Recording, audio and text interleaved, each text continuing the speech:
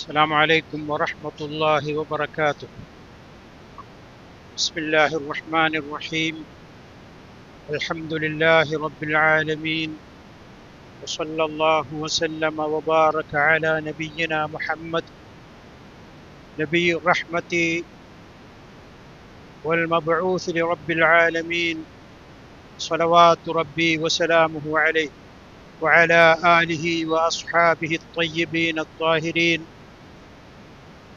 وعلى آله ومن اتبعهم بإحسان إلى يوم الدين وسلم تسليما كثيرا. أما بعد، أعوذ بالله من الشيطان الرجيم.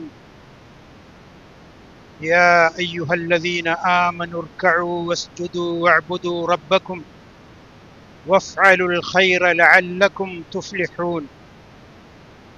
وقال عز وجل: يا أيها الذين آمنوا أطيعوا الله وأطيعوا الرسول ولا تبطلوا أعمالكم.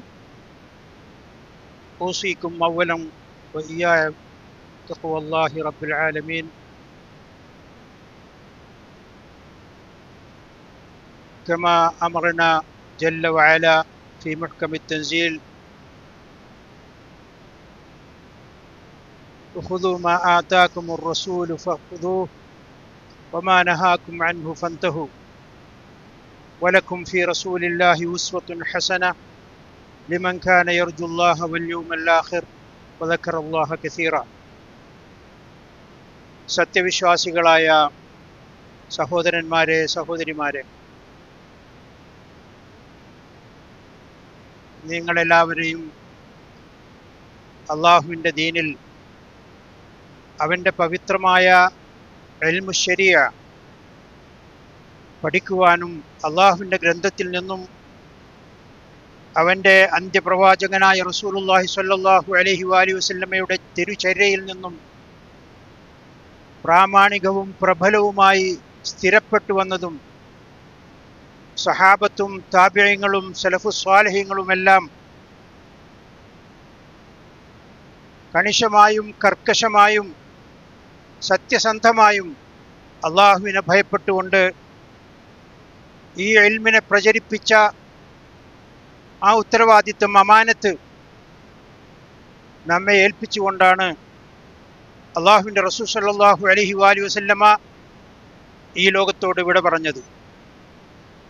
തറക്തു ഫീകും അംറൈൻ ലൻ തളില്ലു മാ തമസ്സക്തും ബിഹിമാ കിതാബുല്ലാഹി വസുന്നത റസൂലിഹി സ്വല്ലല്ലാഹു അലൈഹി വസല്ലം എന്നാണ് ലോകത്തിൻ്റെ അന്ത്യപ്രവാചകൻ സ്വല്ലല്ലാഹു അലൈഹി വസല്ലമ വിട പറയുമ്പോൾ ഹജ്ജത്തുൽ വദാഇൽ വെച്ച് ആഹ്വാനം ചെയ്തത്. രണ്ട് കാര്യം നിങ്ങൾക്ക് വിട്ടേച്ചു പോകുന്നു. ആ കാര്യങ്ങൾ നിങ്ങൾ മുറുകെ പിടിക്കുന്ന കാലത്തോളം ഒരിക്കലും നിങ്ങൾ പിഴച്ചു പോവുകയില്ല. അത് അള്ളാഹുവിൻ്റെ ഗ്രന്ഥമായ ഖുർആനും പ്രവാചക സ്വല്ലല്ലാഹു അലൈഹി വസല്ലമയുടെ ചര്യയായ സുന്നത്തുമാണ്. നിങ്ങൾക്കറിയാം, ലോകത്ത് ആദം അലൈഹിസ്സലാം ഈ ഭൂമിയിലേക്ക് ഇറങ്ങി വന്ന് അള്ളാഹു ഏൽപ്പിച്ച ഉത്തരവാദിത്വം മനുഷ്യരോട് അനിഅ്ബുദുല്ലാഹ വജ്തനിബുത് ത്വാഗൂത്ത് എന്ന ആഹ്വാനം നടത്തുമ്പോൾ ഈ ലോകത്തെ അഭിസംബോധിതർ തൗഹീദിൻ്റെ ആളുകളായിരുന്നു. അന്ന് ശിർക്ക് ഇവിടെ രൂപപ്പെട്ടിട്ടില്ല. പിൽക്കാലത്ത് കുറേ കാലം കഴിഞ്ഞപ്പോൾ പിന്നീട് ആളുകൾക്കിടയിൽ ആദം അലൈഹിസ്സലാം സ്വർഗത്തിൽ നിന്ന് പുറത്താക്കപ്പെട്ടതുപോലെ തന്നെ മനുഷ്യൻ്റെ ശത്രുവായ, ലോകാവസാനം വരെ ശത്രുതയിൽ അള്ളാഹുവിനോടും അള്ളാഹുവിൻ്റെ പ്രിയപ്പെട്ട ദാസന്മാരോടും യാതൊരു വിട്ടുവീഴ്ചക്കും തയ്യാറില്ലാത്ത വിധം ലലാലത്തിലേക്ക്, ദുർമാർഗത്തിലേക്ക് ക്ഷണിച്ചുകൊണ്ടിരിക്കുന്ന പിശാചും അന്ന് ജീവിച്ചിരിക്കുന്ന അപൂർവം ആളുകളെ പല രൂപത്തിൽ മുന്നിലും പിന്നിലും മുകളിലും താഴെയും വെളിച്ചത്തിലും ഇരുട്ടിലുമെല്ലാം പ്രലോഭിച്ചുകൊണ്ട് അള്ളാഹുവിൻ്റെ മാർഗത്തിൽ നിന്ന്, തൗഹീദിൽ നിന്ന് വ്യതിചലിപ്പിക്കുകയുണ്ടായി. അങ്ങനെയാണ് പ്രവാചകന്മാരുടെ ദൗത്യത്തിലേക്ക് അല്ലാഹു തആല ഓരോ ഖൗമിലേക്കും നിയോഗിക്കുന്നത്. നൂഹ് നബി അലൈഹിസ്സലാം ലോകത്തിലെ ഒന്നാമത്തെ തൗഹീദുമായി പ്രബോധനം ചെയ്ത പ്രവാചകനാണ്. അദ്ദേഹം വരുമ്പോൾ ഈ ഭൂമിയിലുള്ള അവസ്ഥ നിങ്ങൾക്കറിയാം. പരിശുദ്ധ ഖുർആൻ വായിക്കുന്ന ആളുകളാണ്. തൗഹീദിലേക്ക് ക്ഷണിക്കാൻ വേണ്ടി വന്നു. അങ്ങനെ അവർ ആദ്യത്തെ പ്രബോധനം തന്നെ ഈ തൗഹീദായിരുന്നു. അഥവാ തൗഹീദ് പറയുന്നതോടൊപ്പം അതിനെ വക്രീകരിക്കുന്ന അല്ലെങ്കിൽ അതിൻ്റെ ശരിയായ നിറം കെടുത്തിക്കളയുന്ന, തൗഹീദാണെന്ന് തോന്നിപ്പിക്കുന്ന, യഥാർത്ഥത്തിൽ തൗഹീദ് അല്ല, അങ്ങനെയുള്ള കുറേ കാര്യങ്ങൾ പിശാചി ജനങ്ങൾക്ക് പഠിപ്പിച്ച് ഓതിക്കൊടുത്തിട്ടുണ്ടായിരുന്നു. ആ കാര്യങ്ങളെ ഹക്കും ബാത്തിലും വേർതിരിക്കുന്ന രീതിയിൽ അള്ളാഹു പ്രബോധനം ചെയ്തുകൊണ്ട്, അള്ളാഹു വഹി നൽകിക്കൊണ്ടാണ് നൂഹ് അലൈഹിസ്സലാം ജനങ്ങളിലേക്ക് വരുന്നത്. ഏതായിരുന്നാലും ചരിത്രത്തിലേക്ക് ഞാൻ കടക്കുകയല്ല. ഞാൻ പറയാൻ ഉദ്ദേശിക്കുന്ന വിഷയവുമായി അതിൻ്റെ ഒരു ആമുഖം എന്ന നിലക്ക് ഓരോ പ്രവാചകന്മാരും അവരുടെ ജനങ്ങൾക്ക് മുന്നിൽ ഒരു പ്രധാനപ്പെട്ട വിഷയമായി അവതരിപ്പിച്ചിരുന്നത് തൗഹീദായിരുന്നു. അതിനേക്കാൾ വളരെ കഷ്ടമായ, വളരെ ബുദ്ധിമുട്ട് നിറഞ്ഞ ഒരേർപ്പാടായിരുന്നു തൗഹീദിനെ ശിർക്കിൽ നിന്ന് വേർതിരിച്ചെടുക്കുക എന്നത്.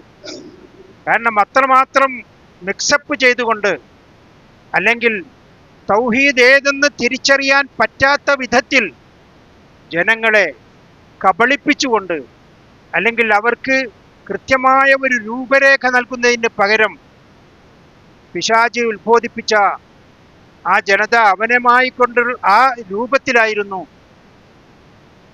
ജനങ്ങളുടെ ജീവിത രീതി. എന്നാൽ പ്രബോധകന്മാരായ അള്ളാഹുവിൻ്റെ ദൗത്യം നിർവഹിക്കുന്ന പ്രവാചകന്മാർക്ക് പുറമെ അവരെ സഹായിക്കുന്ന, അവർക്ക് എല്ലാ വിധത്തിലുള്ള പ്രോത്സാഹനങ്ങളും നൽകുന്ന സത്യവിശ്വാസികളായ മുഅ്മിനീങ്ങളായ മുവഹ്ഹിദുകളായ ആളുകളുടെ എണ്ണം വളരെ കുറവായിരുന്നു.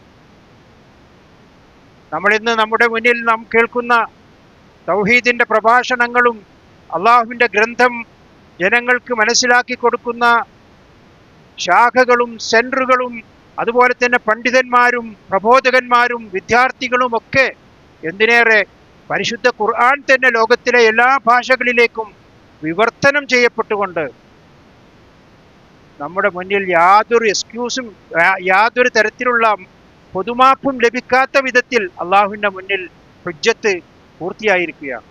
അപ്പം നബിമാരുടെ കാലത്തില്ലാത്ത പ്രത്യേകത മുഹമ്മദ് നബി സല്ലല്ലാഹു അലൈഹി വസല്ലമയുടെ പ്രബോധിതരായ ജനത ഏറ്റെടുക്കുകയും അങ്ങനെ അവർ ആത്മാർത്ഥമായി ഈ തൗഹീദ് എത്തിച്ചു കൊടുക്കാനുള്ള ശ്രമത്തിൻ്റെ ഭാഗമായിക്കൊണ്ടാണ് തലമുറകളായി വന്നുകൊണ്ടിരിക്കുന്ന ഈ മുവഹ്ഹിദുകളായ കുറഞ്ഞ ആളുകളുടെ ദൗത്യ സംഘങ്ങൾ, അവരുടെ ഏകോപനങ്ങൾ, അവരുടെ ആത്മാർത്ഥമായ പ്രവർത്തനങ്ങൾ, അവർക്ക് വേണ്ടി പ്രാർത്ഥനകളും അതുപോലെ തന്നെ സഹായങ്ങളും ചെയ്തുകൊണ്ടിരിക്കുന്ന സാധാരണക്കാരായ ആത്മാർത്ഥതയുള്ള അള്ളാഹുവിൻ്റെ ദാസന്മാരും.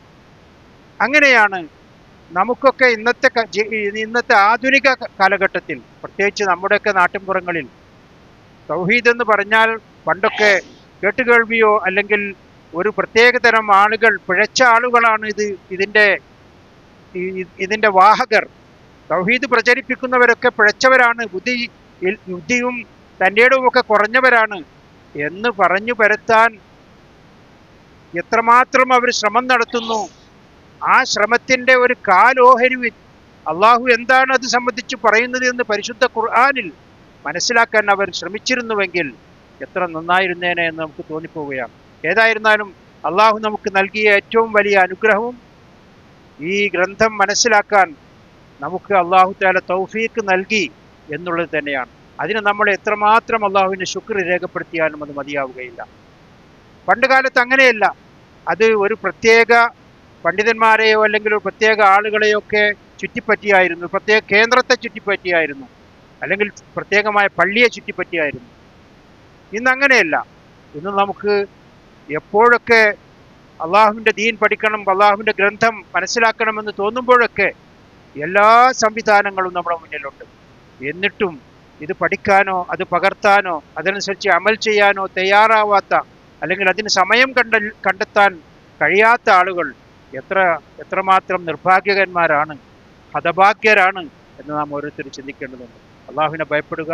അള്ളാഹു സുബ്ഹാനഹു വ തആല അവൻ്റെ കിതാബ്, അവൻ്റെ ഗ്രന്ഥം ശരിയായ രീതിയിൽ പഠിക്കാനും അത് മനനം ചെയ്യുവാനും അത് അനുസരിച്ച് അമൽ ചെയ്യുവാനും അള്ളാഹു നമുക്ക് എല്ലാവർക്കും തൗഫീഖ് നൽകുമാറാകട്ടെ.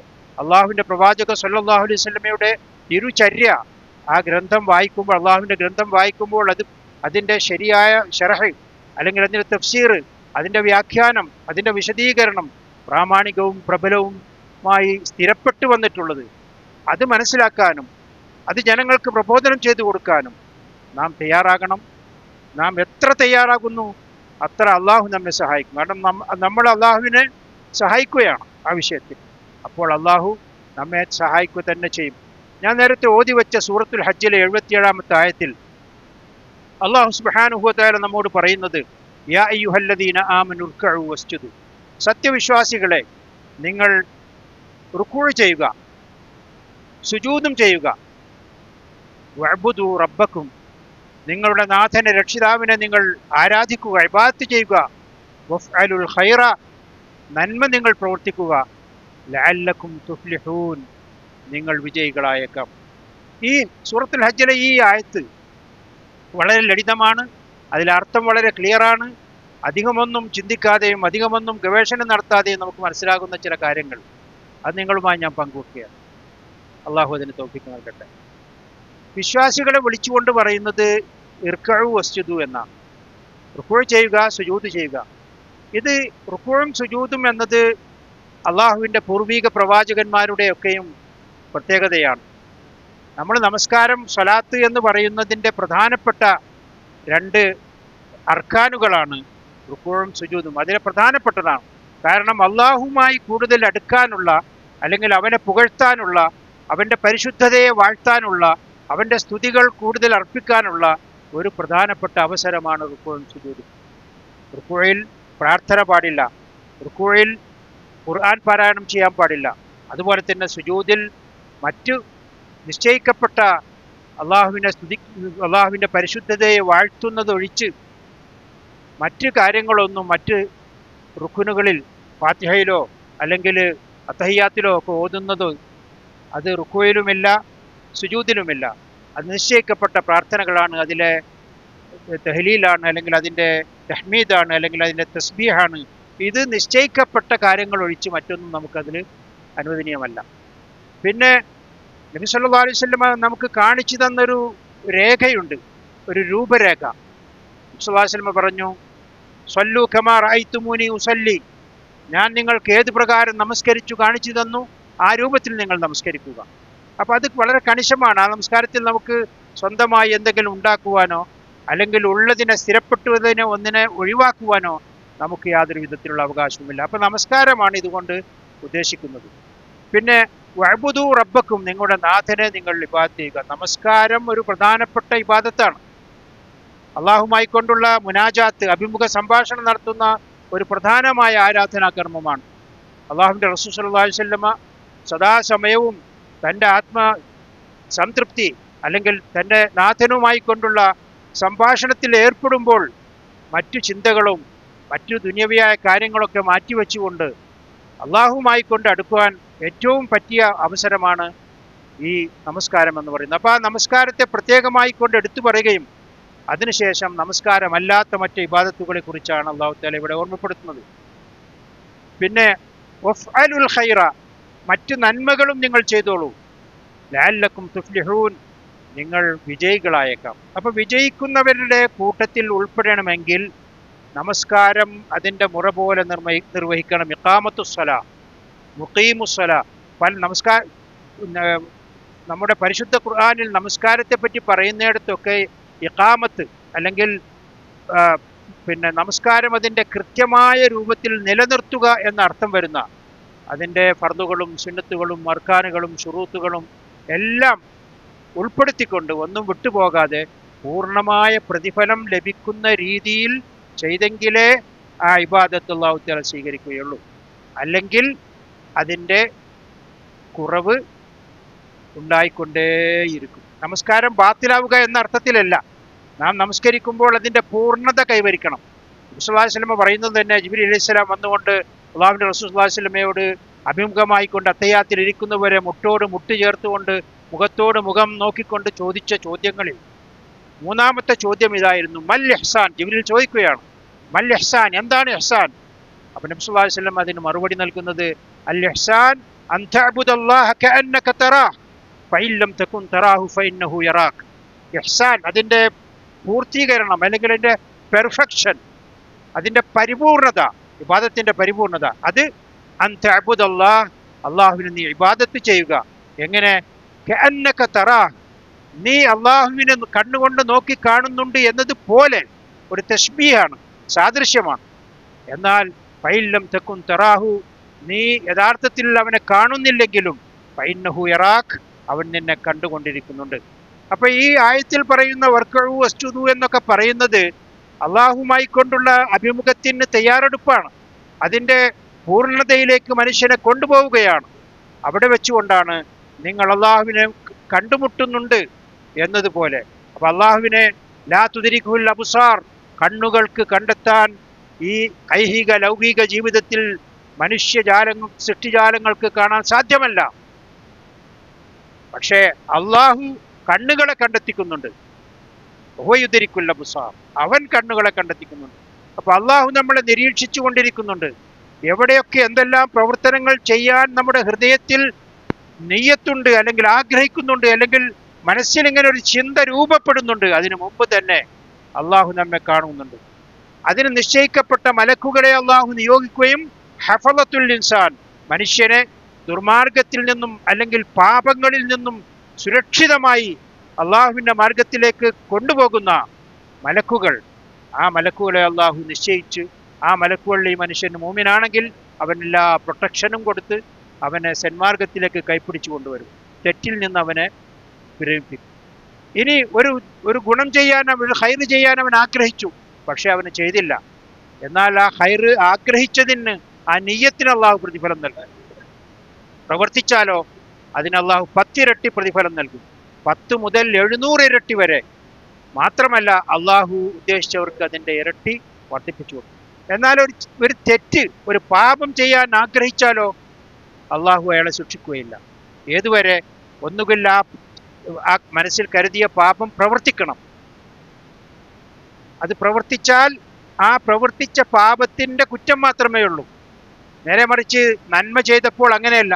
ഒരു നന്മ ചെയ്തപ്പോൾ അള്ളാഹു നിങ്ങൾക്ക് എത്ര നന്മ പ്രതിഫലം നിശ്ചയിച്ചു? 10, 700 ഇരട്ടി. അള്ളാഹു ഉദ്ദേശിച്ചവർക്ക് അതിൻ്റെ മൾട്ടിപ്പിൾസ്. അപ്പോൾ അള്ളാഹു മനുഷ്യരെയൊക്കെയും അവൻ ഉദ്ദേശിക്കുന്നത് ഖൈറിലേക്ക്, ഹിദായത്തിലേക്ക്, നന്മയിലേക്ക്, തൗഹീദിലേക്ക്, എല്ലാ തെറ്റുകളിൽ നിന്നും മനുഷ്യൻ കഴിയുന്നത്ര മാറി ചിന്തിക്കുകയും അങ്ങനെ മനസ്സ് തുറന്നുകൊണ്ട് ഇഖ്ലാസോടുകൂടി അള്ളാഹുവിൻ്റെ മുന്നിൽ എല്ലാ ഇബാദത്തുകളും ചെയ്യാൻ കഴിയുന്നത്ര ചെയ്യുകയും ചെയ്യുക. ഇതാണ് ഈ ആയത്തിൻ്റെ നേർക്ക് നേരെയുള്ള അർത്ഥം. എന്നാൽ ഇങ്ങനെയൊക്കെ നമ്മൾ ചെയ്യുമെങ്കിലും പലപ്പോഴൊക്കെ നമ്മുടെ ഈ അമലുകളൊക്കെ നഷ്ടപ്പെട്ടു പോകുന്ന ഒരവസ്ഥ ഉണ്ടാവാറുണ്ട്. നമ്മളത് ശ്രദ്ധിക്കാതെ, ഗഫ്ലത്താണ്, അശ്രദ്ധയാണ്. അപ്പം നമ്മുടെ ഈ അമലുകളെ, ഇബാദത്തിൻ്റെ പ്രതിഫലത്തിൻ്റെ, അതിൻ്റെ പെർഫെക്ഷൻ, അതിൻ്റെ പവിത്രതയും അതിൻ്റെ പൂർണ്ണതയും നഷ്ടപ്പെടുത്തി കളയുന്ന, നിഷ്ഫലമാക്കുന്ന, അതിൻ്റെ പ്രതിഫലത്തെ കുറച്ചു കളയുന്ന നിരവധി കാരണങ്ങളുണ്ട് വൈറസുകളായിട്ട്. ഈ കാരണങ്ങൾ നമ്മൾ കണ്ടെത്തുകയും അതിനെ ചികിത്സിക്കുകയും ചെയ്യാത്തിടത്തോളം കാലം അള്ളാഹുവിൻ്റെ മുന്നിൽ വിചാരണയ്ക്ക് വേണ്ടി ഹാജരാക്കപ്പെടുമ്പോൾ അവിടെ 2 തരം വിചാരണയാണ്. ഒന്ന് ഹിസാബ് അർള്. നബി സല്ലല്ലാഹു അലൈഹി വസല്ലം പറയുന്നത്, ആയിഷ റളിയല്ലാഹു അൻഹ നിവേദനം ചെയ്ത ഹദീസിൽ കാണാം, ഏതെങ്കിലും ഒരാളെ അള്ളാഹു തആല യഥാർത്ഥ വിചാരണ ചെയ്യുന്നതിന് വേണ്ടി, അഥവാ തൂക്കുന്നതിന് മുമ്പ്, തുലാസിൽ കർമ്മങ്ങൾ തൂക്കുന്നതിന് മുമ്പ് ഇയാളുടെ മുന്നിൽ ചെയ്ത പ്രവൃത്തി മുന്നിൽ ഹാജരാക്കുന്നു. അങ്ങനെ ഹാജരാക്കിയിട്ട് അള്ളാഹു തആല ഇവന്റെ മുന്നിൽ ഒരു ചോദ്യചിഹ്നമായി നിൽക്കുന്നു. അപ്പോൾ അവൻ വരാനിരിക്കുന്ന യഥാർത്ഥ ഹിസാബുണ്ടല്ലോ, ആ ഹിസാബിലേക്ക് വരുന്നതിന് മുമ്പ് തന്നെ അള്ളാഹു ഇയാളെ വിചാരണയുടെ മുന്നോടിയായിക്കൊണ്ട് കാണിച്ചാൽ അയാൾ നശിച്ചുപോയി എന്നാണ്. അഥവാ ഇയാളെ ഭയം പിന്നീട് വരാൻ പോകുന്നുണ്ട്. കാരണം അയാൾ ഒരു പരീക്ഷണം അവിടെ നടത്തും. ഇതല്ല, വെറും പരീക്ഷണങ്ങൾ നടത്താതെ ആളുകളെ ഹിസാബിലേക്ക് കൊണ്ടുപോവുകയും നന്മയും തിന്മയും തൂക്കുകയും ചെയ്യും. അവിടെ വെച്ചുകൊണ്ട് അള്ളാഹു ഉദ്ദേശിച്ചവരെ സ്വർഗത്തിലേക്കും അള്ളാഹു ഉദ്ദേശിച്ചവരെ നരകത്തിലേക്കും കൊണ്ടുപോകും. ഇത് കൊണ്ടുപോയി എന്നാൽ ചില ആളുകളെയും ചില ഗ്രൂപ്പുകളെയും ചില വ്യക്തികളെയും ചില സമൂഹത്തെയും ഒക്കെ ഇടക്ക് നിർത്തിക്കൊണ്ട് അള്ളാഹു തആല പ്രത്യേകമായി ജനകോടികളുടെ മുന്നിൽ ആദം മുതൽക്ക് ലോകാവസാനം വരെയുള്ള എല്ലാ സൃഷ്ടിജാലങ്ങളുടെയും മുന്നിൽ വെച്ചുകൊണ്ട് അവരെ ചോദ്യം ചെയ്യുകയും അങ്ങനെ അവർക്ക് മുന്നിൽ സാക്ഷികളെ ഹാജരാക്കുകയും പ്രവാചകന്മാരടക്കം പിശാചുകളെ അടക്കം ഇവരെ ഈ തിന്മയിലേക്ക് നയിച്ച, അല്ലെങ്കിൽ ഷിർക്കിലേക്കും വിദേഹത്തിലേക്കും ദുർമാർഗത്തിലേക്കും നയിച്ച, അല്ലെങ്കിൽ നന്മ ചെയ്യാൻ വേണ്ടി ആഗ്രഹിച്ചിട്ട് അതിൽ നിന്നും തിരിച്ച് തെറ്റിച്ചു കളഞ്ഞുപോയ ആളുകളെ മുഴുവനും ഹാജരാക്കും. ആ സ്ഥലം ഹാജരാക്കും. അവിടെ ഉണ്ടായിരുന്ന സകല വസ്തുക്കളെയും ചേതന അചേതന മുഴുവൻ വസ്തുക്കളെയും ഹാജരാക്കും. എന്നിട്ട് അള്ളാഹു തആല അവിടെ വെച്ചുകൊണ്ടാണ് വിചാരണ ചെയ്യുക.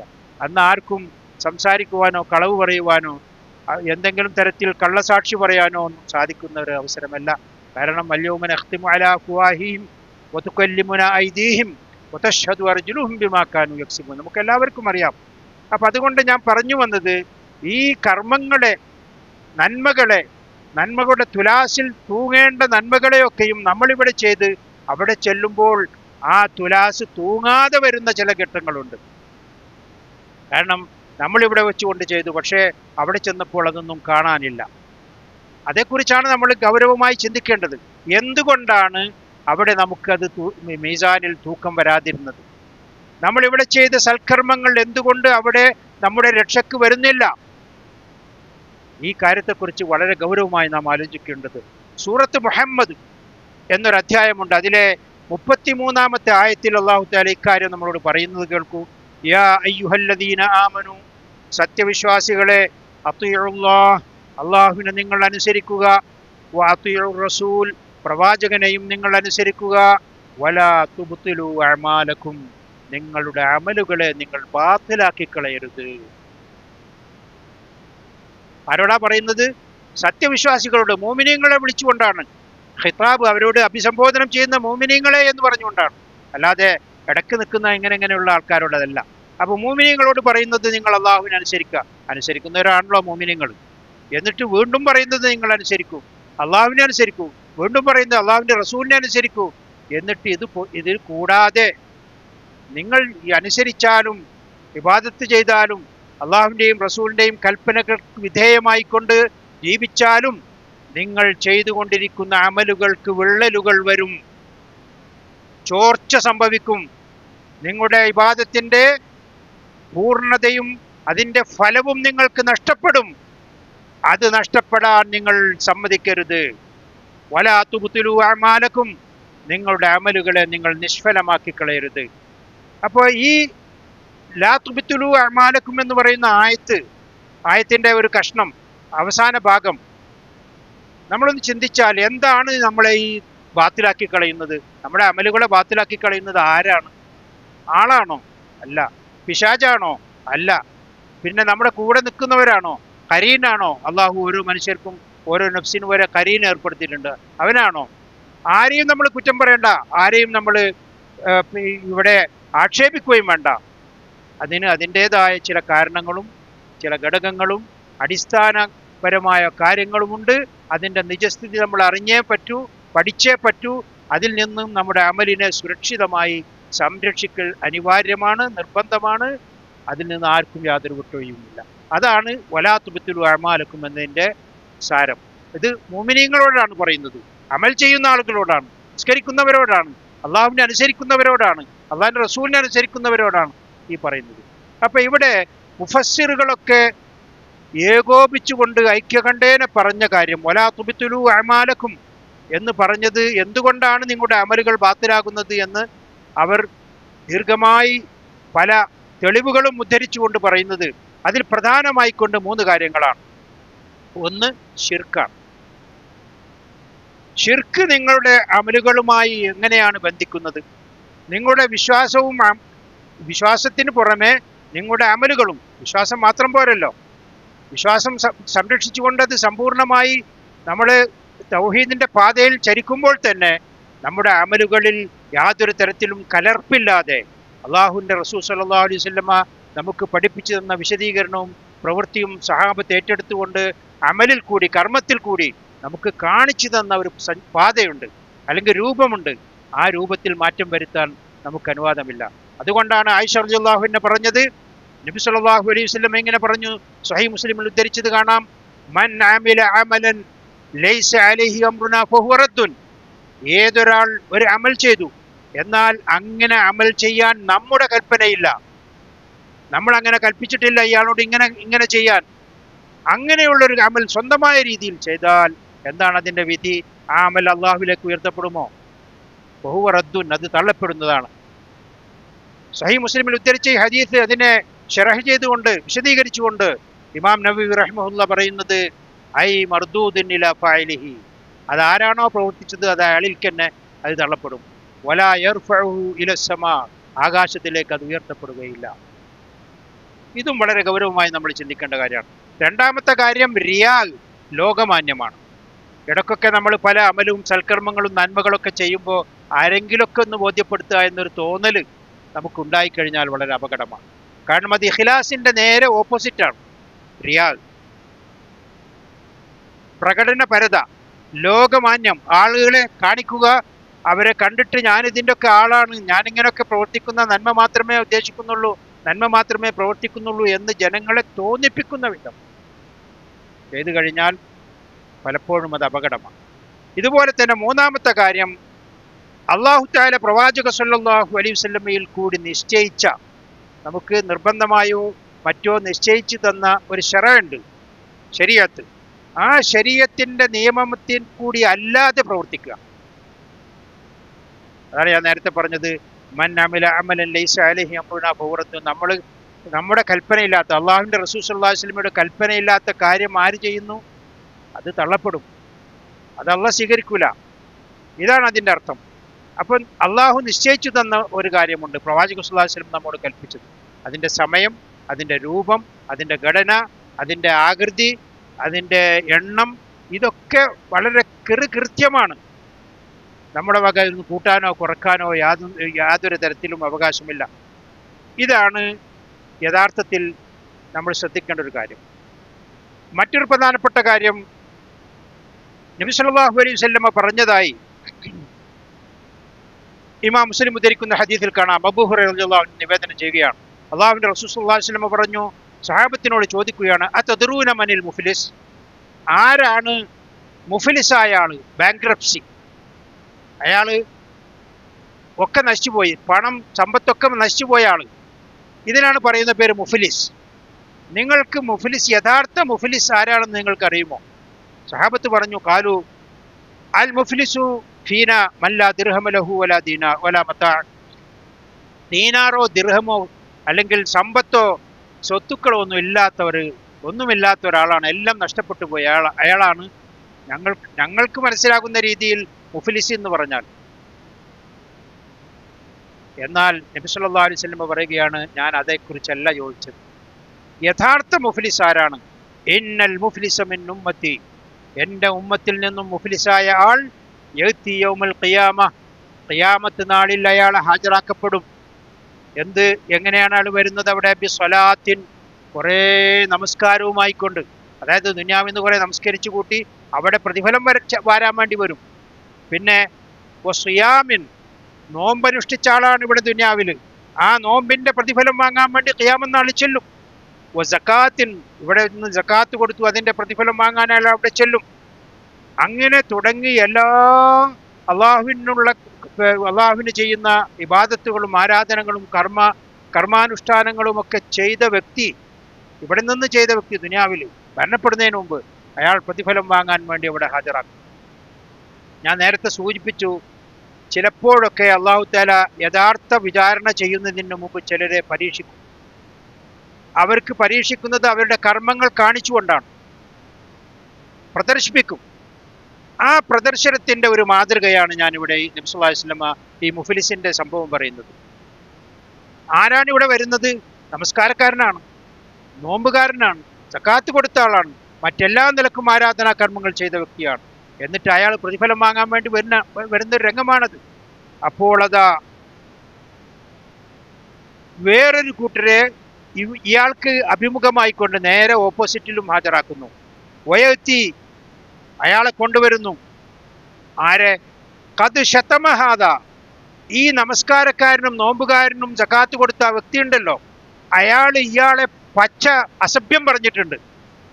ആ അസഭ്യത്തിന് വിധേയനായ വ്യക്തിയെയും കൊണ്ടുവരികയാണ്. അതുപോലെ തന്നെ വഖദഫഹാദ, വ്യഭിചാരാരോപണം നടത്തി. ആര്? ഈ നിസ്കാരക്കാരൻ, അയാൾക്കെതിരെ വ്യഭിചാരം. അപ്പോൾ ആ വ്യഭിചാരാരോപണവിനെയും ഹാജരാക്കി. പിന്നെ വാക്കലമാലഹാദ, ഇയാളുടെ ധനം അയാൾ തിന്നിട്ടുണ്ട് ഹലാലല്ലാത്ത മാർഗത്തിൽ, അയാളെയും ഇന്റെ പണം കിട്ടണം എന്ന് പറഞ്ഞുകൊണ്ടാണ് അയാളും വരുന്നത് അവിടെ. വസഫക ദിമാഹാദ, ഈ വ്യക്തിയുടെ രക്തം ചിന്തിയിട്ടുണ്ട്, അക്രമം കാണിച്ചിട്ടുണ്ട്, പീഡിപ്പിച്ചിട്ടുണ്ട്. അതിനും പകരം ചോദിക്കാൻ വേണ്ടി ഇയാളുടെ മുന്നിൽ, നിസ്കാരക്കാരന്റെ മുന്നിൽ ഹാജരാക്കും. എന്നിട്ടോ വലറബഹാദ, അയാൾ അടിക്കുകയോ പീഡിപ്പിക്കുകയോ ഒക്കെ ചെയ്തിട്ടുണ്ട്. ഇങ്ങനെ തുടങ്ങി എല്ലാത്തരം പാപങ്ങളും കുറ്റങ്ങളൊക്കെ ചെയ്തിട്ട് നിസ്കാരമുണ്ട്, നോമ്പുണ്ട്, സക്കാത്തുണ്ട്, എന്നാ ഈ പറഞ്ഞ എല്ലാ ക്രിമിനൽ കുറ്റങ്ങളൊക്കെ ചെയ്തിട്ടുണ്ട്. ഇങ്ങനെ രണ്ട് വിഭാഗത്തെ അവിടെ ഹാജരാക്കുന്നുണ്ട്.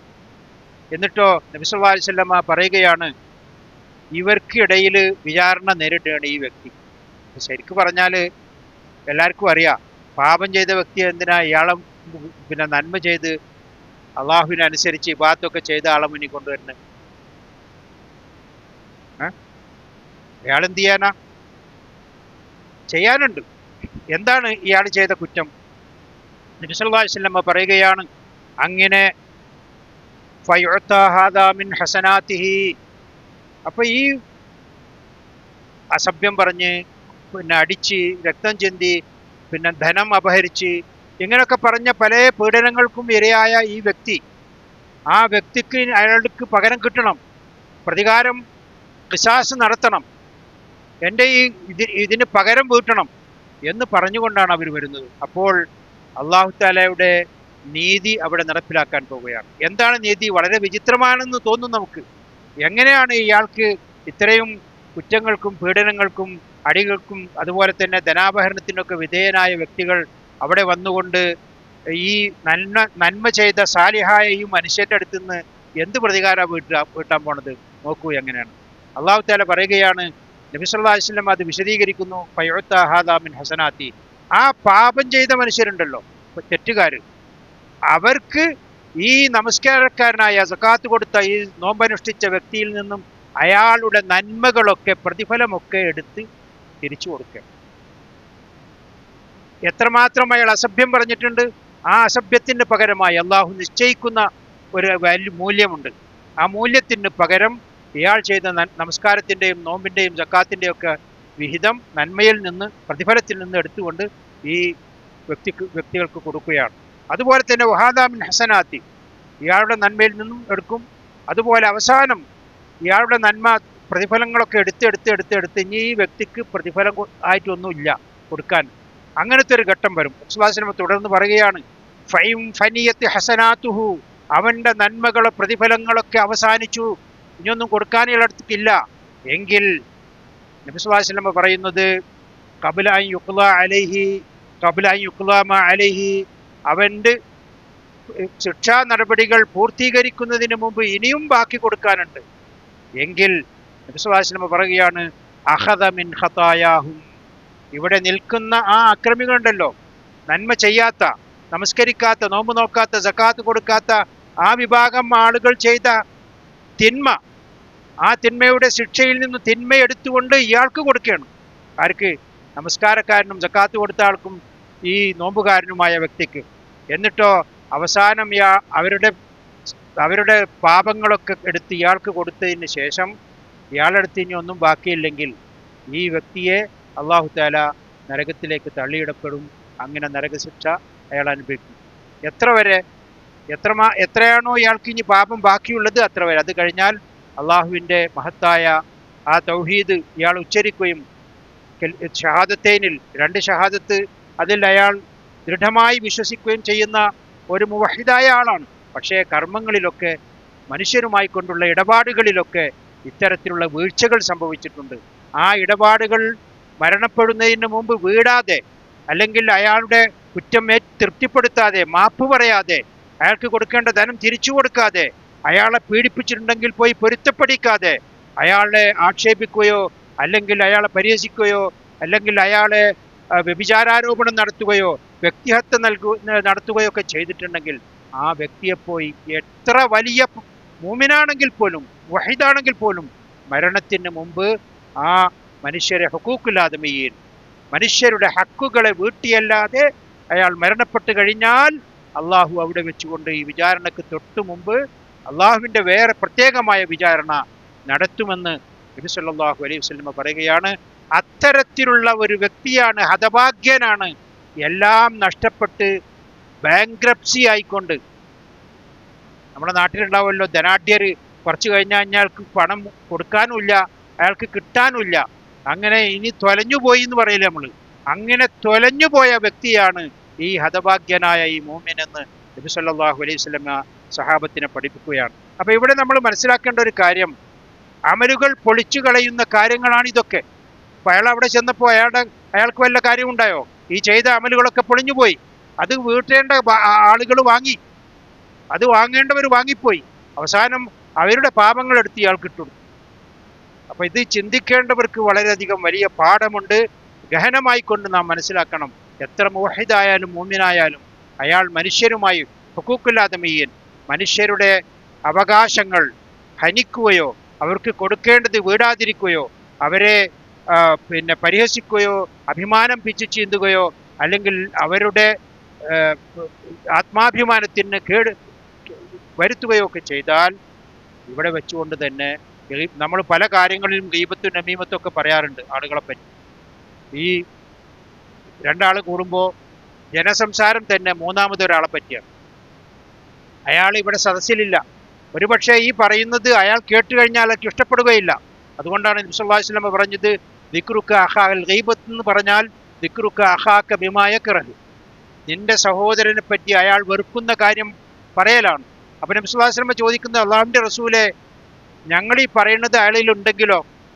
അപ്പോൾ നബി സല്ലല്ലാഹു അലൈഹി വസല്ലം പറയുകയാണ്, ഫഖദ് ഇഗ്തബ്തഹു, നീ ഗീബത്താണ് അയാളെ പറ്റി പറഞ്ഞത്. അതിലില്ലെങ്കിലോ ഫഖദ് ബഹത്തഹു, നീ ബുഹ്താനാണ് അയാളെ പറ്റി പറഞ്ഞത്. അപ്പം രണ്ടായാലും ഒരാളുടെ അഭാവത്തിൽ പറയുന്നത് വളരെയധികം ശ്രദ്ധിച്ചു വേണം. കാരണം നമ്മുടെ ഈ അമലുകളൊക്കെ അറിയാതെ ചോർന്നു പോകും.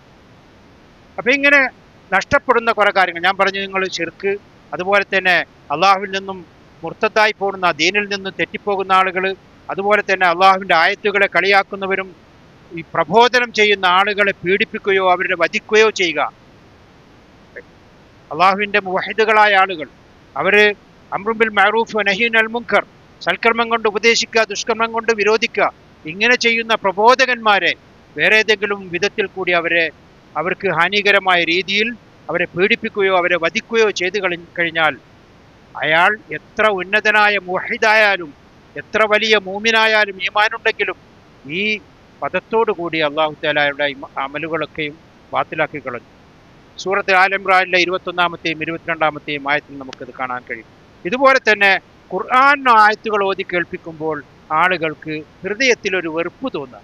അതല്ലാത്തതൊക്കെ ഓതിയാലും പറഞ്ഞാലും ദിവസം മുഴുവനും സംസാരിച്ചാലും വളരെ സന്തോഷമാണ്.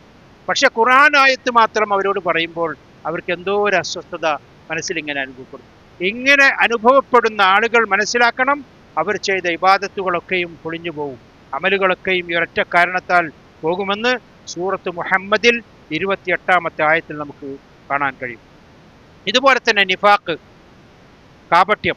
കാപട്യത്തിൻ്റെ ലക്ഷണങ്ങളുണ്ടായാൽ നബി സല്ലല്ലാഹു അലൈഹി വസല്ലം പല അടയാളങ്ങളും പറഞ്ഞിട്ടുണ്ട് മുനാഫിക്കിൻ്റെ. ആ മുനാഫിക്കിൻ്റെ അടയാളങ്ങൾ നമ്മുടെ മനസ്സിൽ ഹൃദയത്തിൽ ഉണ്ടായിത്തീർന്നാൽ അത് അഖദിയായ അഥവാ വിശ്വാസപരമായ മുനാഫിക്കായാലും അമലിയായ മുനാഫിക്കായാലും രണ്ട് തരത്തിലും മുനാഫിക്കാകാം. ആ മുനാഫിക്കുകളൊക്കെ തന്നെയും അതോടുകൂടി അയാളുടെ അടയാളങ്ങൾ ഉണ്ടായാൽ ചെയ്യുന്ന അമലുകളിൽ നിന്ന് ഇങ്ങനെ കുറഞ്ഞ് ബാത്തിലായിപ്പോകും. ഇതുപോലെ തന്നെയാണ് സൂറത്ത് അൽ അഹ്സാബിലെ 19-ാമത്തെ ആയത്തിൽ ഇക്കാര്യം വളരെ വ്യക്തമായി പറയുന്നുണ്ട്. അതുപോലെ സൂറത്തുൽ മാഇദയിലെ 53-ാമത്തെ ആയത്തിലും ഇക്കാര്യം വിശദമായി സംസാരിക്കുന്നുണ്ട്. ഇതുപോലെ തന്നെ നബി സല്ലല്ലാഹു അലൈഹി വസല്ലമയുടെ കൽപ്പന സുന്നത്തിനെ ധിക്കരിക്കുകയും അങ്ങനെ സുന്നത്തിനെതിരെ കക്ഷി ചേരുക, സുന്നത്തിനെതിരെ ചേരിതിരിയുക, സുന്നത്തിനെതിരെ മത്സരത്തിലേർപ്പെടുക. എവിടൊക്കെ അള്ളാഹുവിൻ്റെ പ്രവാചക സ്വല്ലല്ലാഹു അലൈഹി വസല്ലമയുടെ തിരുചര്യയുണ്ടോ ആ ചര്യക്ക് വിരുദ്ധമായി എന്തെങ്കിലും ഉണ്ടോ എന്ന് അന്വേഷിക്കുക. യഥാർത്ഥത്തിൽ സുന്നത്ത് സ്ഥിരപ്പെട്ട ഒരു കാര്യമാണ്. ആ സുന്നത്തിനെതിരെ അതിന് പകരം വെക്കാനുള്ള മറ്റു വല്ലതുമായി അന്വേഷിച്ച് നടക്കുക. അപ്പോൾ അങ്ങനെ സുന്നത്തിന് ഏതെങ്കിലും ഒരു ഇതിൻ്റെ നേരെ ഓപ്പോസിറ്റ് ബിദ്അത്താണ്. സുന്നത്തിൻ്റെ നേരെ ഓപ്പോസിറ്റ് ബിദ്അത്താണ്. ബിദ്അത്ത് എപ്പോഴൊക്കെ ചെയ്യുന്നു അപ്പോഴൊക്കെയും ഇയാളുടെ അമലിൽ പൊളിഞ്ഞു പോകുന്നു. അപ്പോഴൊക്കെയും ഒരു സുന്നത്തിനെ കുഴിച്ചു മൂടേണ്ടി വരും. ഒരു സുന്നത്ത് കുഴിച്ചു മൂടിയിട്ടേ ഒരു ബിദ്അത്ത് ചെയ്യാൻ കഴിയുള്ളൂ. ബിദ്അത്ത് ചെയ്യുന്നവരൊക്കെ സുന്നത്തിനെ കുഴിച്ചു മൂടുന്നവരാണ്. അത് മനസ്സിലാക്കണം ആദ്യം. അതുകൊണ്ട് മൻ ഹദസ ഫീ അംരിനാ ഹാദാ മാ ലൈസ മിൻഹു ഫഹുവ റദ്ദുൻ, നമ്മുടെ ഈ ദീനിൽ പുതിയതായി ഉണ്ടാക്കുന്ന എല്ലാ ഏർപ്പാടും, അതിന് ആയത്തുനിന്ന് പേരിട്ടാലും വേണ്ടില്ല, അതിനെ ദുർവ്യാഖ്യാനിച്ചിട്ട് തെളിവാണെന്ന് പറഞ്ഞാലും വേണ്ടില്ല, അതിന് ഹദീസ് എന്ന് പറഞ്ഞാലും വേണ്ടില്ല, അതിന് വാറോല എന്ന് പറഞ്ഞാലും വേണ്ടില്ല, എന്ത് പറഞ്ഞാലും അത് തള്ളപ്പെടുന്നതാണ്. അതാണ് നബി സല്ലല്ലാഹു അലൈഹി വസല്ലം നമ്മെ പഠിപ്പിക്കുന്നത്. കാരണം അവിടെ സുന്നത്തിന് പിന്നെ നിലനിൽപ്പില്ല. എവിടെയൊക്കെ ബിദ്അത്ത് വരുന്നു അവിടെയൊന്നും സുന്നത്ത് നിലനിൽക്കൂല.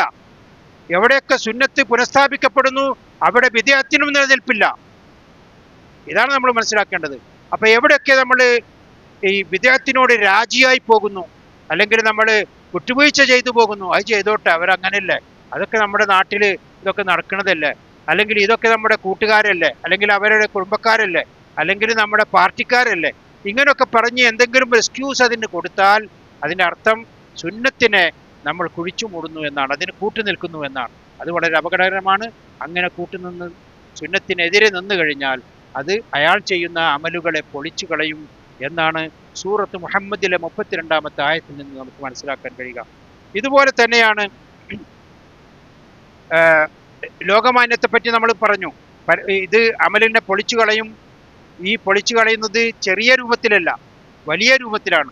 റിയാഗ് എന്ന് പറയുന്ന ലോകമാന്യം അല്ലെങ്കിൽ പ്രകടനപരത, മറ്റുള്ളവരെ കാണിക്കാവുന്ന രണ്ട് തരത്തിലുണ്ട്.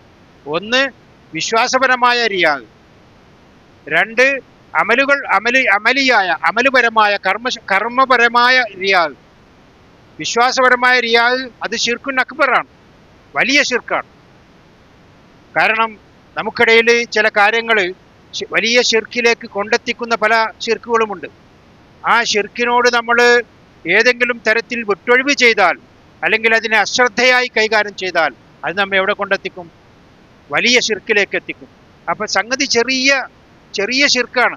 പക്ഷേ ആ ശിർക്ക് വിശ്വാസപരമായ കാര്യങ്ങളിൽ അങ്ങനെ ഒരു വിട്ടുവീഴ്ച ചെയ്താൽ അത് അവസാനം വലിയ ശിർക്കിലേക്ക് എത്തിക്കുകയും നമ്മുടെ അമലുകളൊക്കെയും പൊളിഞ്ഞു പോവുകയും ചെയ്യുന്ന ഒരിതിലേക്ക് വരും. ചെറിയ ശിർക്കാണെങ്കിൽ അതും അയാൾക്ക് അറിവില്ലായ്മ കൊണ്ടാണെങ്കിൽ ആ അറിവില്ലായ്മ നികത്തണം. പണ്ഡിതന്മാരുണ്ട്, അത് മനസ്സിലാക്കാനുള്ള സംവിധാനങ്ങളുണ്ട്. എന്നിട്ട് അമലിനെ റിയായിൽ നിന്ന് ശുദ്ധിയാക്കുക. അത് ഇഖ്ലാസിന് ഏറ്റവും അനിവാര്യമായ ഒരു കാര്യമാണ്. നമുക്ക് ഇഖ്ലാസ് ഇല്ലാതെ അമൽ സ്വീകരിക്കില്ല. ഇഖ്ലാസ് വേണമെങ്കിൽ റിയാ ഒഴിവാക്കണം. അപ്പോൾ ഇത് വളരെ പ്രധാനപ്പെട്ട കാര്യമാണ്. ഇതുപോലെ തന്നെ മന്ന് അതാ, ഒരാൾക്ക് കൊടുത്താൽ ആ കൊടുത്തത് എടുത്തു പറയാം. ഒരാളെ സഹായിച്ചാൽ, സാമ്പത്തികമായി സഹായിച്ചു, അല്ലെങ്കിൽ മറ്റേതെങ്കിലും തരത്തിൽ അയാളെ സഹായിച്ചാൽ പിന്നീട് ഒരിക്കൽ അതിങ്ങനെ അയാൾക്ക് ഒരു വിഷമമുണ്ടാകുന്ന രൂപത്തിൽ, മാനസികമായി ബുദ്ധിമുട്ടുണ്ടാകുന്ന രൂപത്തിൽ എടുത്തു പറയാം, കൊടുത്തത് എടുത്തു പറയാം ജനങ്ങൾക്കിടയിൽ. അപ്പോൾ അയാൾക്ക് ബുദ്ധിമുട്ടാണ്. അപ്പോൾ അതോടുകൂടി അയാളുടെ ആ സ്വതക്കയുടെ പ്രതിഫലം എന്തായി? നഷ്ടപ്പെട്ടു പോയി. ഇതുപോലെ തന്നെ അയാളെ ബുദ്ധിമുട്ടിക്കുക, വേറെ ഏതെങ്കിലും തരത്തിൽ അയാളെ ചൂഷണം ചെയ്യുക. ഇപ്പം നമ്മളൊരാൾക്ക് സക്കാത്ത് കൊടുത്തു എന്ന് വിചാരിക്കുക, പക്ഷേ അത് വേറൊരു രൂപത്തിൽ ചെന്നുകൊണ്ട് ആ സക്കാത്തിനെ കൊടുത്തതാണല്ലോ, ഞാനക്ക് ഇത്ര തന്നിട്ടുണ്ടല്ലോ എന്ന് പറഞ്ഞുകൊണ്ട് അയാളെ ചൂഷണം ചെയ്യുക. അപ്പോൾ എന്താ, ഈ കൊടുത്തതിൻ്റെ പ്രതിഫലം നഷ്ടപ്പെട്ടു. അപ്പം ഇങ്ങനെ നഷ്ടപ്പെടുന്നത് നമ്മൾ ശ്രദ്ധിക്കേണ്ടതുണ്ട്. സൂറത്തുൽ ബഖറയിലെ 264-ാമത്തെ ആയത്തിൽ ഇക്കാര്യം വളരെ വ്യക്തമായി അള്ളാഹു രേഖപ്പെടുത്തിയിട്ടുണ്ട്. 264-ലുണ്ട്, 262-ലുണ്ട്. അപ്പം ഇതാണ് നമ്മൾ മനസ്സിലാക്കേണ്ട പ്രധാനപ്പെട്ട കാര്യം. മറ്റൊരു കാര്യം, ഈ നബി സല്ലല്ലാഹു അലൈഹി വസല്ലം നമ്മെ അറിയിച്ച ഒരു പ്രധാനപ്പെട്ട ഒരു കാര്യമുണ്ട്. നമസ്കാരം എല്ലാവരോടും കൃത്യമായി നിർവഹിക്കണം. ഞാൻ നേരത്തെ ആദ്യത്തിൽ പ്രധാനപ്പെട്ട കാര്യം അതാണ് പറഞ്ഞത്. സത്യവിശ്വാസികളോട് നമസ്കാരമാണ് ആദ്യമായി കൊണ്ട് പറയുന്ന കാര്യം. ആ നമസ്കാരത്തിൽ തന്നെ അള്ളാഹു തആല സൂറത്തുൽ ബഖറയിലെ 238-ാമത്തെ ആയത്തിൽ പറയുന്നത് ഹാഫിളു അല സ്വലവാത്തി വസ്സലാത്തിൽ വുസ്താ വഖൂമു ലില്ലാഹി ഖാനിതീൻ. അതായത് എല്ലാ നമസ്കാരങ്ങളും നിങ്ങൾ നിലനിർത്തുക. അതതിൻ്റെ ഷർത്തുകളും ഫർളുകളും ഒക്കെ പൂർണ്ണമായ അർത്ഥത്തിൽ എടുത്തുകൊണ്ട് നിങ്ങൾ പതിവായി നിലനിർത്തുക. വസ്സലാത്തിൽ വുസ്താ, വുസ്താ നമസ്കാരവും, അതായത് അസർ നമസ്കാരം. അപ്പൊ അസർ നമസ്കാരം പ്രധാനപ്പെട്ട, നബി സല്ലല്ലാഹു അലൈഹി വസല്ലം അതിന് അസർ നമസ്കാരത്തിന്റെ പ്രാധാന്യം പറഞ്ഞുകൊണ്ട് പല കാര്യങ്ങളും പറഞ്ഞിട്ടുണ്ട്.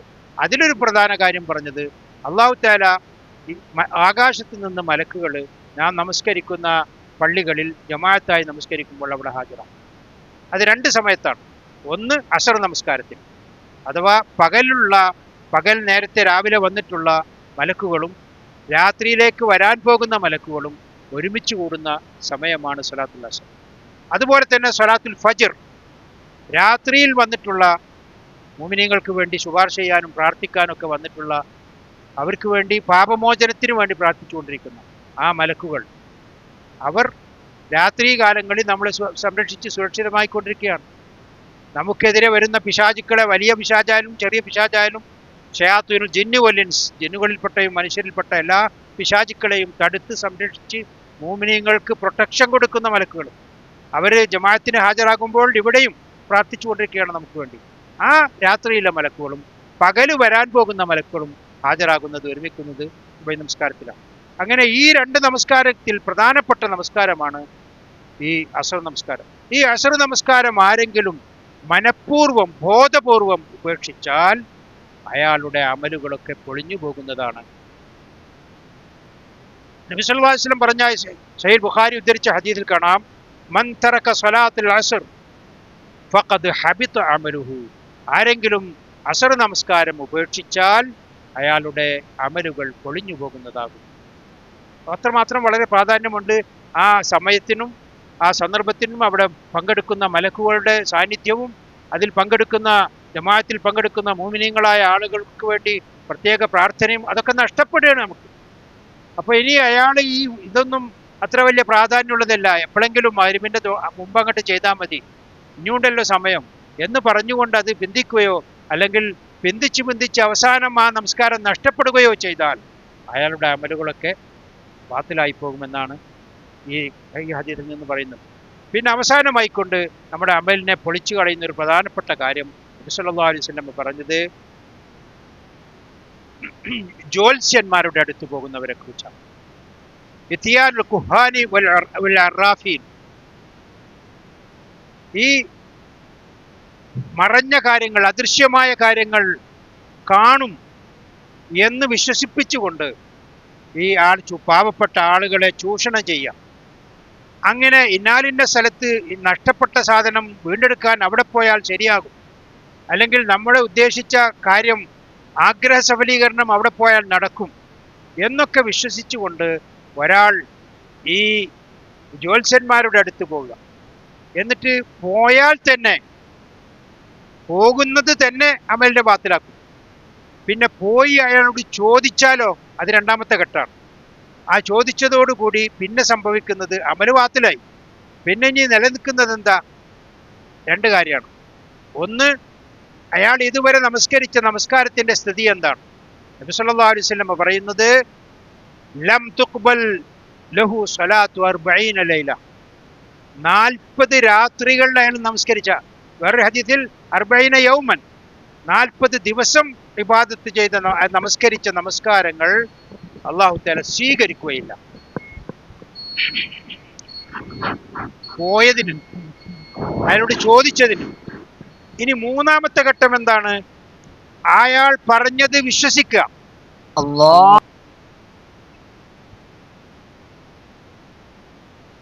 അതിൻ്റെ മൂന്നാമത്തെ ഘട്ടം ഇങ്ങനെ ജ്യോത്സ്യന്മാരുടെയൊക്കെ അടുത്ത് അവർ പറയുന്ന കാര്യങ്ങൾ വിശ്വസിക്കുക. ഇതാണ് മൂന്നാമത്തെ അതിൻ്റെ ഘട്ടം. ഇങ്ങനെ വിശ്വസിക്കുന്ന ഒരു ഘട്ടത്തിലേക്ക് ഒരു വ്യക്തി കടന്നാൽ അതിനർത്ഥം വളരെ ഗൗരവമാണ്. നബി സല്ലല്ലാഹു അലൈഹി വസല്ലം പറയുന്നത് മൻ അതാ കാഹിനൻ ഔ അറാഫൻ ഫസദ്ദഖഹു ബിമാ യഖൂൽ, ആരെങ്കിലും ഒരു ജ്യോത്സ്യൻ്റെ അടുത്ത് പോയി അല്ലെങ്കിൽ ഗ്രഹനിലകളൊക്കെ വെച്ച് നോക്കി ഭാവി പ്രവചിക്കുന്ന ആളുകളുടെ അടുത്ത് പോയി. എന്നിട്ടോ ഫസദ്ദഖഹു ബിമാ യഖൂൽ, അയാൾ ഈ പറയുന്നതൊക്കെ ഇയാൾ വിശ്വസിച്ചു. എന്നാൽ ഫഖദ് കഫറ ബിമാ ഉൻസില അലാ മുഹമ്മദിൻ സ്വല്ലല്ലാഹു അലൈഹി വസല്ലം, അള്ളാഹുവിൻ്റെ റസൂലിൻ്റെ മേൽ ഇറക്കിക്കൊടുത്ത പരിശുദ്ധ ഖുർആൻ അയാൾ എന്താക്കി? അവിശ്വസിച്ചു. അതിൽ കാഫിറായി, സത്യനിഷേധിയായി. നിങ്ങൾക്കറിയാം, അള്ളാഹുവിൻ്റെ ഗ്രന്ഥം വിശ്വസിക്കുക എന്നത് ഈമാനിൻ്റെ ഒരു റുഖനാണ്, അർക്കാനുൽ ഈമാനാണ്. അൽ ഈമാൻ വിശ്വസിക്കേണ്ട കാര്യങ്ങളിൽ ഒരു പ്രധാന കാര്യമാണ് അള്ളാഹുവിൻ്റെ മുർസലീങ്ങൾ അവർക്ക് ഇറക്കിയ ഗ്രന്ഥങ്ങൾ. ഈ ഗ്രന്ഥങ്ങളിൽ അവസാനത്തെ ഗ്രന്ഥം അള്ളാഹുവിൻ്റെ ഗ്രന്ഥമായ ഖുർആനാണ്. ആ മുഹമ്മദ് നബി സ്വല്ലല്ലാഹു അലൈഹി വസല്ലം ഇറക്കിയത് വേറൊന്നുമല്ല, അത് ഖുർആൻ തന്നെ. പിന്നെ ബാക്കിയുള്ളത് സുന്നത്ത്, അതിൻ്റെ വിശദീകരണമാണ്. അപ്പോൾ ആ ഖുർആൻ വഹിയായിക്കൊണ്ട് ഇറങ്ങിയ അതിൽ വിശ്വസിച്ചു. അത് എന്താണ് ഇങ്ങനെ ഇത്ര കണിശമായി നബി സല്ലല്ലാഹു അലൈഹി വസല്ലം ഇക്കാര്യം പറയാൻ കാരണം ഈ ജ്യോത്സ്യന്മാരായാലും കൈരേഖ വായന നോക്കുന്നവരായാലും അതുപോലെ തന്നെ ഗ്രഹനിലകളൊക്കെ വെച്ച് നോക്കി പിന്നെ ഭാവി പ്രവചിക്കുന്നവരായാലും അതുപോലെ തന്നെ മഷിനോട്ടക്കാരെന്ന് പറഞ്ഞിട്ടൊരു കൂട്ടർ, പിന്നെ ജ്യോത്സ്യന്മാർ, മന്ത്രവാദികൾ, ഇങ്ങനെ തുടങ്ങി എല്ലാവരും വാദിക്കുന്നത് എന്താണ്? ഞങ്ങൾ അദൃശ്യ കാര്യങ്ങൾ അറിയും, ഞങ്ങൾക്ക് നിങ്ങളൊന്നും കാണാത്തതും ഗ്രഹിക്കാത്തതും മനസ്സിലാക്കാത്തതുമായ അദൃശ്യമായ കാര്യങ്ങൾ ഞങ്ങൾക്കറിയും, അഥവാ ഗൈബ്. അപ്പം വളരെ വ്യക്തമാണ്. സൂറത്തിൻ നംലിൽ അല്ലാഹു തആല 65-ാമത്തെ ആയത്തിൽ വളരെ കറക്റ്റായിട്ട് അള്ളാഹുവിൻ്റെ റസൂൽ സ്വല്ലല്ലാഹു അലൈഹി വസല്ലമയോട് അല്ലാഹ് പഠിപ്പിക്കുകയാണ്. എന്ത്? ഖുൽ, നബിയെ പറയുക, ലാ യഅലമു മൻ ഫിസ് സമാവാതി വൽ അർളി, ആകാശങ്ങളിലും ഭൂമിയിലും അറിയുന്നവനില്ല, അൽ ഗൈബ, ഗൈബിനെ അറിയുന്നവനില്ല, ഇല്ലല്ലാഹ്, അല്ലാഹു അല്ലാതെ എന്ന് നബിയെ നിങ്ങൾ ജനങ്ങളോട് വിളിച്ചു പറയൂ. അതിപ്പോൾ സാധാരണ ഖുർആൻ ഇറങ്ങിക്കഴിഞ്ഞാൽ ജനങ്ങളോട് തന്നെയാണല്ലോ പറയേണ്ടത്. പക്ഷെ ഇവിടെ അതല്ല പറയുന്നത്. ഖുൽ, ഏതെങ്കിലും ആയത്തിൽ അല്ലെങ്കിൽ സൂറത്തിൽ ഖുൽ ഉപയോഗിച്ച് പറഞ്ഞാൽ അതിനർത്ഥം ഈ വരാനിരിക്കുന്ന കാര്യം മുഹമ്മദ് നബി സല്ലല്ലാഹു അലൈഹി വസല്ലമയുടെ നിയന്ത്രണത്തിലല്ല. അത് നിയന്ത്രണം അത് അയച്ച ഗൈബ് അറിയുന്നവനായ അള്ളാഹുവിൻ്റെ കയ്യിൽ മാത്രമാണ്. അവൻ പറയുന്നത് എന്തോ അത് അതേപോലെ, വേറെ വിശദീകരണത്തിൻ്റെ ഒന്നും ആവശ്യമില്ല എന്ന്. അള്ളാഹു ഗൈബ് അവന് മാത്രമേ അറിയൂ എന്ന് പറഞ്ഞാൽ ആ ഗൈബ് അറിയുന്നവൻ വേറെയുണ്ട് എന്ന് വിശ്വസിച്ചാൽ പിന്നെ ആ ഗൈബ് അറിയുന്നു എന്ന് ഖുർആനിൽ അറിയിച്ചു കൊടുത്ത് അത് അവിശ്വസിച്ചല്ലോ. ആ ഗ്രന്ഥത്തിൽ പിന്നെ ഇയാൾക്ക് വിശ്വാസമില്ല. അത് മുസ്ലിമെന്നോ അമുസ്ലിമെന്നോ ഒരു വ്യത്യാസവും ഇക്കാര്യത്തിലില്ല. മുസ്ലിമിൻ്റെ അടുത്ത് പോയാലും അവരും ഇത് പ്രവചിക്കുകയാണ്, ഭാവി പ്രവചിക്കുകയാണ്, അദൃശ്യ കാര്യങ്ങളെക്കുറിച്ച് പറയുകയാണ്. അപ്പോൾ അവർ അഭൗതികമായോ അല്ലെങ്കിൽ മനുഷ്യനാൽ ചെയ്യാൻ പറ്റാത്ത കഴിവില്ലാത്ത കാര്യങ്ങളോ ഒക്കെ ഈ കേന്ദ്രത്തിൽ ചെന്നാൽ, അല്ലെങ്കിൽ ഈ മന്ത്രവാദിയുടെ അടുത്ത് ചെന്നാൽ, അല്ലെങ്കിൽ ഈ ജ്യോത്സ്യൻ്റെ അടുത്ത് ചെന്നാൽ അത് ശരിയായി കിട്ടും എന്ന് വിശ്വസിക്കുകയും ആ വിശ്വാസപ്രകാരം ഇയാൾ അതിന് ധനനഷ്ടവും സമയനഷ്ടവും ഊർജവും ഒക്കെ മെനക്കെടുത്തി അവിടെ ചെന്ന് അയാൾ എന്താണോ പറഞ്ഞു കൊടുക്കുന്ന കർമ്മങ്ങളും പ്രവൃത്തികളും അതൊക്കെ അതേ പ്രകാരം ചെയ്യുകയും അതിന് പണം ചെലവാക്കുകയും അതിൽ പൂർണ്ണമായ അർത്ഥത്തിൽ വിശ്വസിക്കുകയും ചെയ്താൽ അതിൻ്റെ അനന്തരഫലം അള്ളാഹുവിൻ്റെ റസൂൽ സ്വല്ലല്ലാഹു അലൈഹി വസല്ലമയ്ക്ക് ഇറക്കിക്കൊടുത്ത ഈ പരിശുദ്ധ ഖുർആനിൽ അയാൾ അവിശ്വസിച്ചു കഴിഞ്ഞു, അഥവാ കുഫറിൻ്റെ ഒരു ലക്ഷണം അയാളിൽ ഉണ്ടായി എന്ന് പറഞ്ഞാൽ ഇതിനർത്ഥം അയാൾ വളരെ വ്യക്തമായ അള്ളാഹുവിൻ്റെ ദീനിൽ നിന്നും ഔട്ട്. കാരണം അള്ളാഹുവാണ് നമ്മളോട് പറയുന്നത്, വേറെ ആരും ഇവിടെ ഇൽമുൽ ഗൈബ് അറിയുന്നവനില്ല. പിന്നെ അതിന് വേറെ യാതൊരു തരത്തിലും വ്യാഖ്യാനിക്കേണ്ട ആവശ്യവുമില്ല. കാരണം ഇക്കാര്യം മുഹമ്മദ് നബി സല്ലല്ലാഹു അലൈഹി വസല്ലം ജനങ്ങളോട് പറയൂ എന്ന് പറഞ്ഞുകൊണ്ട് അള്ളാഹ് ഏൽപ്പിച്ചതാണ്. അപ്പം പിന്നെ മുഹമ്മദ് നബി സല്ലല്ലാഹു അലൈഹി വസല്ലമക്കാണല്ലോ വഹി കിട്ടുക. ആ വഹി ജിബ്രീൽ കൊണ്ടുവരുന്നത് പ്രവാചകനാണ്. ഈ ഇരിക്കുന്ന ആളുകൾക്ക് വല്ലതുണ്ടോ? ചന്തയും വാണിഭവും ഒക്കെ വെച്ച് മാർക്കറ്റിംഗ് നടത്തുന്ന, അതിനുവേണ്ടി ക്യാമ്പയിൻ നടത്തുന്ന, അതിനുവേണ്ടി പ്രൊമോഷൻ വെക്കുന്ന ഈ ഇരിക്കുന്ന ജ്യോത്സ്യന്മാർക്കോ കണക്ക് നോക്കികൾക്കോ അല്ലെങ്കിൽ തൽസമാത്തും ഐക്കല്ലെഴുതലും പിന്നെ പിഞ്ഞാണെഴുതലും ഇതൊക്കെ നടത്തുന്ന ആളുകൾക്ക് എന്തെങ്കിലും ഒരു 0% വരെ അദൃശ്യജ്ഞാനത്തിൻ്റെ ഏറ്റവും മിനിമം ലെവലിലുള്ള അറിവ് പോലും അവർക്കില്ല. പിന്നെന്താണ്? ദജ്ജാലൂന കദ്ദാബൂൻ. അവർ തർക്കിക്കുക. അതിന് തർക്കിക്കാൻ കുറേ ഏജന്റുമാരെ വെച്ചിട്ടുണ്ട്. കദ്ദാബൂന പറയുന്നത് മുഴുവനും കളവാണ്. കാരണം ഇത് കളവല്ലെങ്കിൽ ഒന്നുകിൽ അള്ളാഹുവിൻ്റെ റസൂൽ സല്ലല്ലാഹു അലൈഹി വസല്ലമക്ക് ഇറക്കിക്കൊടുത്ത ആ ആയത്തിൽ പറയുന്ന ആയത്ത് കളവാണെന്ന് പറയേണ്ടി വരും. നഊദു ബില്ലാഹ്. അള്ളാഹു സുബ്ഹാനഹു വ തആല ജിബ്രീൽ അലൈഹിസ്സലാം മുഖേന ഇറക്കിക്കൊടുത്തത് എങ്ങനെ നമ്മൾ കളവാന്ന് പറയാം? പിശാചിന് വരെ പറയാൻ കഴിഞ്ഞിട്ടില്ല. കാരണം ആ പിശാചാണ് അബൂ ഹുറൈറ റളിയല്ലാഹു അൻഹുവിനെ ഈ സകാത്തുൽ ഫിത്റിന്റെ ധനമൊക്കെ സൂക്ഷിക്കാൻ വേണ്ടി പറാവുകാരനായി ഏൽപ്പിച്ചപ്പോൾ മനുഷ്യരൂപത്തിൽ വന്ന പിശാച് ഇത് മോഷ്ടിച്ചെടുത്തുകൊണ്ട് പോകുന്ന സമയത്ത് കയ്യോടെ പൊടികൂടി. അങ്ങനെ കുറെ കളവൊക്കെ പറഞ്ഞ്, പിന്നെ കുറെ പായേരങ്ങളൊക്കെ പറഞ്ഞ്, കുറെ പട്ടിണിയെ പറ്റി പറഞ്ഞ്, കഴിവില്ലായ്മയെ പറ്റി പറഞ്ഞ്, അതുകൊണ്ട് ഞാൻ കൊണ്ടുപോയിക്കോട്ടെ, എന്നെ ഇനി മേലാലും ഞാൻ ചെയ്യൂല എന്ന് പറഞ്ഞുകൊണ്ട് അതൊരു സഹായമല്ലേ, ഒരു പട്ടിണി മാറിയല്ലേ എന്ന് കരുതി അബൂ ഹുറൈറ മൗനം പാലിച്ചു. വാണിംഗ് കൊടുത്തു, ഇനി മേലാൽ ആവർത്തിക്കരുതെന്ന് പറഞ്ഞു. രണ്ടാമത്തെ ദിവസവും അത് ആവർത്തിച്ചു. അതും ഇതേപോലെ തന്നെ ഒരു സംസാരത്തിനും എക്സ്ക്യൂസിലൊക്കെ നിന്നു. മൂന്നാമതും കൂടി വന്നപ്പോൾ കയ്യോടെ പൊടികൂടി അള്ളാഹുവിൻ്റെ റസൂൽ സല്ലല്ലാഹു അലൈഹി വസല്ലമയുടെ സന്നിധാനത്തിൽ ഞാൻ കൊണ്ടുപോകും എന്ന് പറഞ്ഞപ്പോൾ അവിടെ വെച്ചുകൊണ്ട് അദ്ദേഹം ഈ വന്ന വ്യക്തി ഒരു ഉപദേശ രൂപത്തിൽ കൊടുത്തതാണ്, ഞാൻ നിങ്ങൾക്കൊരു കാര്യം പഠിപ്പിച്ചു തരാം, അത് നിങ്ങൾ പാലിച്ചാൽ നിങ്ങൾക്ക് പ്രഭാതമാകുന്നത് വരെ പിശാചിൻ്റെ യാതൊരു തരത്തിലുള്ള ബുദ്ധിമുട്ടുമോ ഉപദ്രവമോ ഉണ്ടാവുകയില്ല എന്ന് പറഞ്ഞുകൊണ്ട് ആ വ്യക്തി പറഞ്ഞു കൊടുക്കുകയാണ് എന്ത്? അല്ലാഹു ലാ ഇലാഹ ഇല്ലാഹുൽ ഹയ്യുൽ ഖയ്യൂം എന്നുള്ള അവസാനം വരെ ഉള്ള ആയത്തുൽ കുർസി പറഞ്ഞു കൊടുക്കുകയാണ്. അപ്പോൾ അബൂ ഹുറൈറ അതൊരു വലിയ രത്നം പോലെ, ഒരു വലിയ വിലപ്പെട്ട ഒരു വിജ്ഞാനത്തിൻ്റെ ശാഖയുമായി കൊണ്ട് സന്തോഷത്തോടെ പ്രവാചക സല്ലല്ലാഹു അലൈഹി വസല്ലമയുടെ അടുത്തില്ലാണ്. അപ്പോൾ അവിടെ വഹി എത്തിയിട്ടുണ്ട്. അദ്ദേഹത്തോട് ചോദിക്കുകയാണ്, മാ ഫഅൽത ബാരിഹക്കൽ, രാത്രിയിൽ നിന്റെ കൂട്ടുകാരനെ അല്ലെങ്കിൽ നിന്റെ അതിഥിയെ എന്താണ് നീ ചെയ്തത്? അപ്പോൾ ഇങ്ങനെയൊക്കെ സംഭവം പറഞ്ഞു. അപ്പോൾ നബി സല്ലല്ലാഹു അലൈഹി വസല്ലമയോട് ഇതാണ് പറഞ്ഞത്, അള്ളാഹുവിൻ്റെ റസൂലെ 2 ദിവസം വന്നിട്ട് പായാരൊക്കെ പറഞ്ഞു, അങ്ങനെ എനിക്ക് മനസ്സലിഞ്ഞിട്ട് ഞാൻ കൊണ്ട് തങ്ങളോട് വന്ന് റസൂലെ താങ്കളോട് വന്നിട്ട് ഞാൻ ഈ വിവരം പറയാമെന്ന് വിചാരിച്ചിട്ട് അത് വെച്ചതാണ്. മൂന്നാമത്തെ രാത്രി ഇയാൾ വന്നിട്ട് ഇതും കൂടി ആവർത്തിക്കുകയും അവസാനം എനിക്ക് ഇത് പറഞ്ഞു വരികയും ചെയ്തു, എന്താണ് അതിൻ്റെ വിധി എന്ന് ചോദിച്ചപ്പോഴാണ് അള്ളാഹുവിൻ്റെ റസൂൽ സല്ലല്ലാഹു അലൈഹി വസല്ലം പറഞ്ഞത്, ദാക കദൂബുൻ, അവൻ പക്ക കള്ളനാണ്, കളവേ അവൻ പറയൂ, പക്ഷേ ഫൈന്നഹു സദൂഖുൻ, ഇപ്പൊ പറഞ്ഞതും സത്യമാണ്. ഏത് അതെവിടുന്നോ കിട്ടിയതാണ്. അപ്പൊ ആ നിനക്ക് പറഞ്ഞു തന്നത് എന്താണ്? ആയത്തുൽ കുർസി രാത്രി ഓതിക്കഴിഞ്ഞാൽ പ്രഭാതമാകുന്നത് വരെ അല്ലെങ്കിൽ ഇയാൾ എഴുന്നേൽക്കുന്നത് വരെ പിശാചിന്റെ യാതൊരു ഉപദ്രവമില്ല എന്ന് ആരാ പഠിപ്പിക്കുന്നത്? അപ്പോൾ നബി സല്ലല്ലാഹു അലൈഹി വസല്ലം ഇയാളെ സാക്ഷ്യപ്പെടുത്തുന്നത് എന്താണ്? കദൂബ് എന്നാണ്.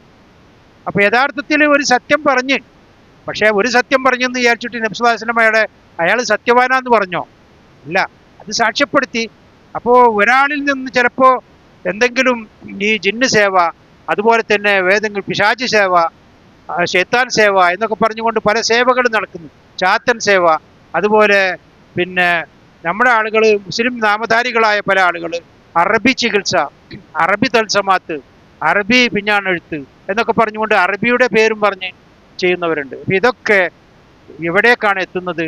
അള്ളാഹു സുബ്ഹാനഹു വ തആല നിരോധിച്ച,